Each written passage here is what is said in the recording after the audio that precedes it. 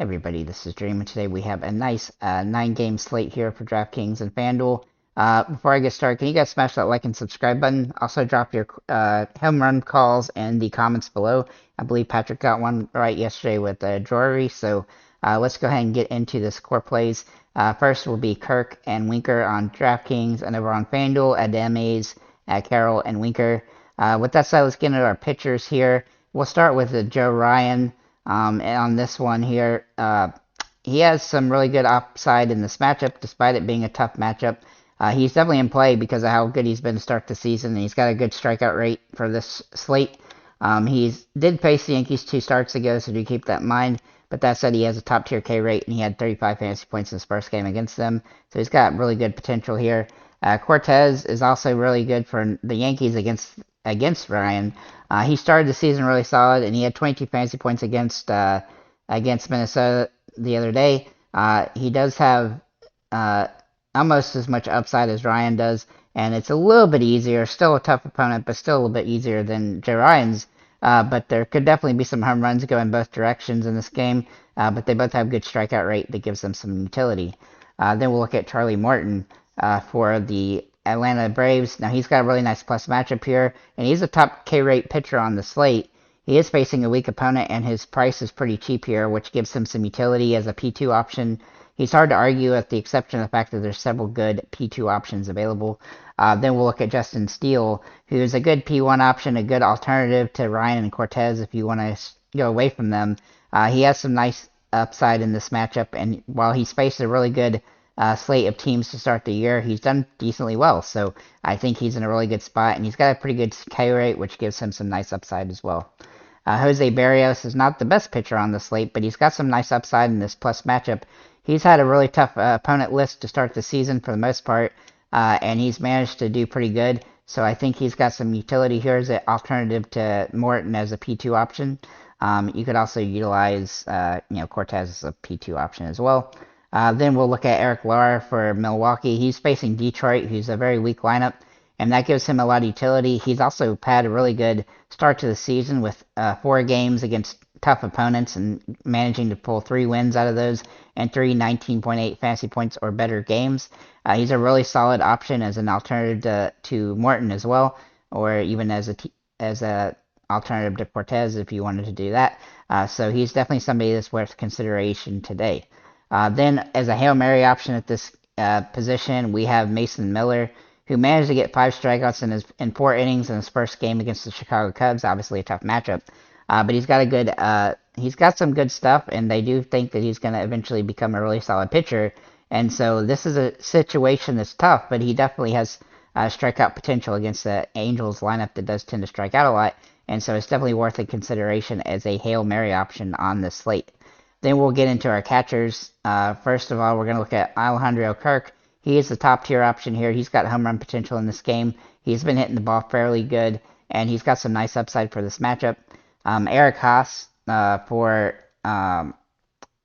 Detroit can also play catcher or outfield.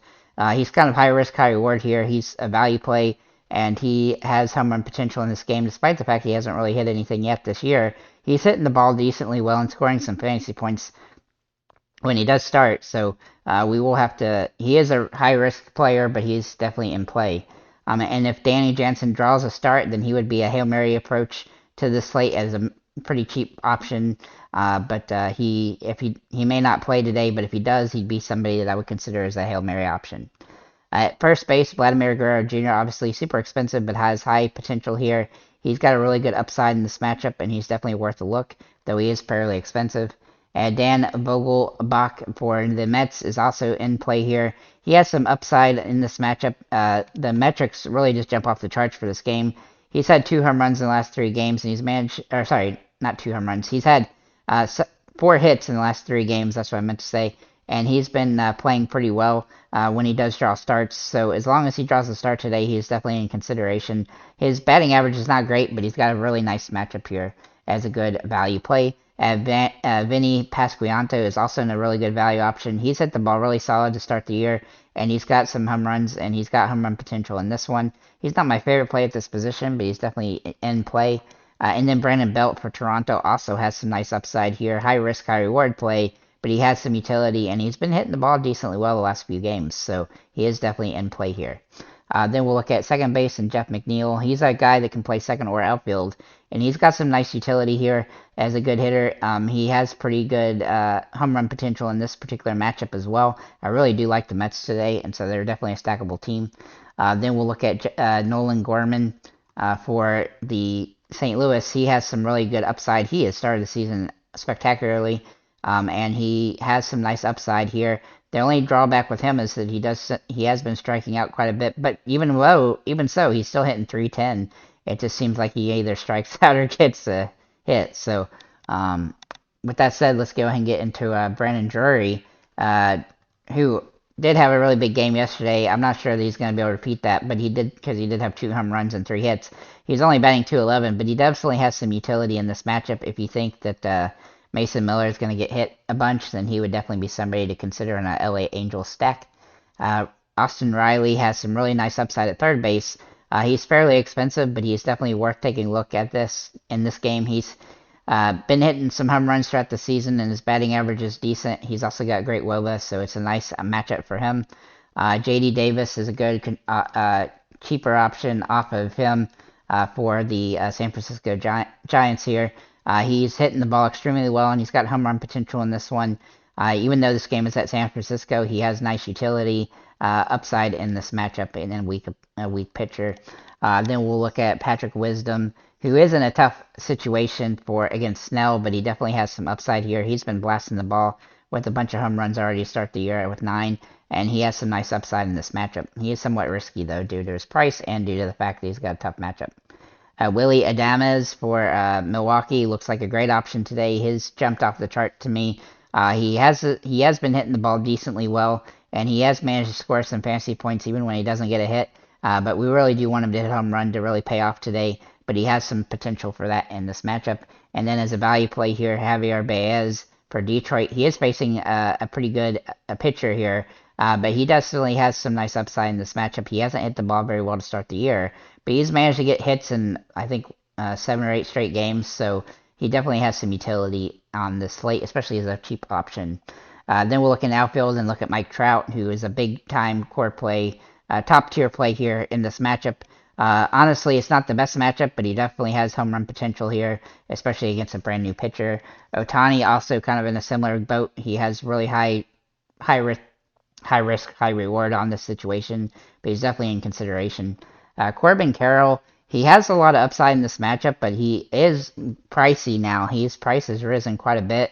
He was around $4,000 or even $3,000 for a while through most of the season, and so being that he's almost $5,000, he's really hard to roster on this slate, but he is somebody that's in consideration. His price has risen because of his play. Ronald Acuna is also in a really good spot here. Now, his price is just super expensive now as a result of his stolen bases and stuff and home run potential and just hitting the ball at a ridiculous rate. He is high risk, high reward, though, doing that price. Brendan Nemo also has some nice utility, and he's pretty fairly here. He's got stolen base potential, and he's hit the ball pretty well to start the year, obviously at 350. And so he draws a really nice start, a really nice matchup here, excuse me. Then we'll look at Jesse Winker for Milwaukee. He's yet to hit a home run yet this season, but he has some really good upside in this matchup.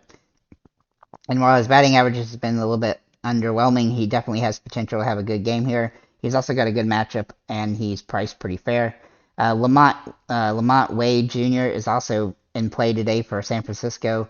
While his batting average isn't great, and it's hard to hit home runs at San Francisco, he's managed to pull 2 of them out of there. And while he doesn't start every single day, he has some nice upside, and he's also minimum price, so he's definitely got some utility in this matchup.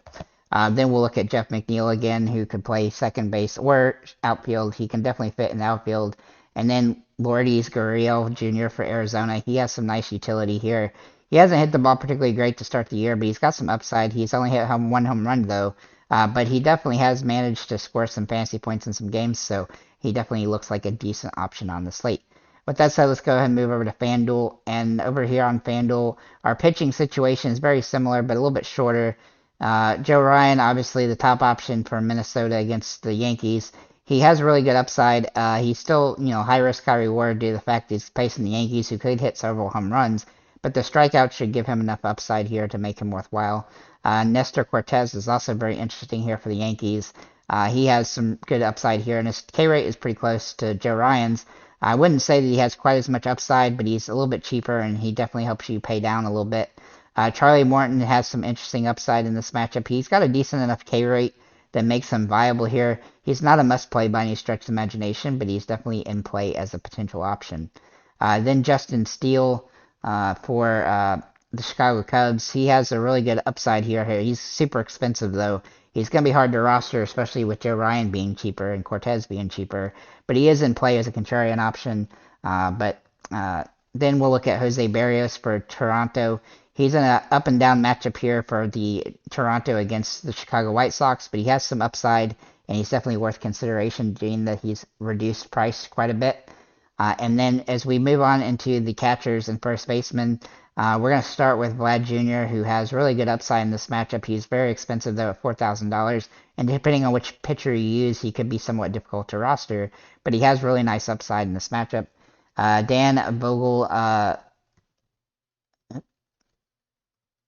Daniel Vogelbach looks really good today for the Mets. He's been up and down throughout the season, but he has the metrics today that are just bouncing off the page. I really do like the Mets today. Vinny Pasquantino also looks very interesting for for Kansas City, and he's about the same price as Vogelbach, and he's been hitting better than Vogelbach. They both have good upside in this matchup, so they're either ones you like, it's definitely worth taking a look at. Brandon Belt is kind of a contrarian play here. He started to hit the ball. He's had some big games, but he's not had many of them. But when he does start, he definitely has some utility. But he's high risk, high reward, kind of Hail Mary option. Then we'll look at Javier Baez for second base. Now he can play second or shortstop. He hasn't hit a home run yet this season, but he's had some really solid games fantasy wise. So as long as he can, and he's super cheap, so he helps you pay up for other pitchers. Jeff McNeil also has some utility here for the Mets. He's had some really nice games throughout the season so far. He's hitting the ball fairly well. He's also getting a bunch of stolen bases, which helps. Or getting walked, sorry, which helps. And he also has a couple of stolen bases. So he definitely has some utility in this matchup. Then we'll look at Nolan Gorman for St. Louis, rather. I really do like him today, though he is a little bit more expensive and a little bit harder to roster as a result. But he's hitting the ball extremely well and even has home run potential in this matchup. Austin Riley is a little bit too cheap for his potential. He almost was a core play with the exception of the fact he's just $3,400, so it's somewhat hard to roster him. But not that hard, but he is definitely somebody in play. Nolan Arenado for St. Louis is surprisingly cheap over here on FanDuel, and he's definitely in play as a result. Though he hasn't been hitting a bunch of home runs yet this season, he still has some nice utility here, and he's been getting on base decently well. But he has been a little bit boom or bust, and that's why his price has probably dropped. J.D. Davis also has some upside for San Francisco. He's a little bit overpriced for his potential here, but he is hitting the ball pretty well, and so he's definitely in play as a potential option here. I do think Austin Riley is the best option at this position, though. As for shortstop, we basically have Baez, who I already mentioned, and then Willy Adames. He's just overall the best option on the slate for this position, and he looks like a really solid option on this one, and so he's definitely in play for me. Corbin Carroll also is a little bit priced up, but he's still really priced well for FanDuel, and so he's definitely a core play. I wish he was a lot cheaper on DraftKings. Jesse Winker, also a very good option here on FanDuel as a good cheap option for this position. Despite not hitting the ball well, he does have home run potential, and he's definitely worth taking a look at. Then we have some other guys that we can talk about. Mike Trout, who obviously is a high-priced player, but he's a good option on the slate, high risk, high reward. Also, same goes for Ohtani and Ronald Acuna. But we'll also look at Brandon Nimmo for the Mets. He has some nice utility here. He's hit the ball extremely well. He's got stolen base potential and just base hitting potential in general. Then we'll look at George Springer, who is also a little bit underpriced here for Toronto on the slate. He hasn't hit the ball well to start the year, but he has home run potential in this one, and he's got a good matchup. Taylor Ward also has some utility here for the Angels, though he is somewhat high risk, high reward in this situation, but he's definitely in consideration. Starling Marte also have also looks like a really solid option here, just a little bit underpriced for his potential here. And he's worth taking a look, despite the lower batting average and not really hitting any home runs yet. Jock Peterson also in play as a high risk, high reward option at $3,000. So with that said, guys, thank you for liking, commenting, subscribing. If you have any comments or questions, feel free to leave them below. And have a nice day, guys.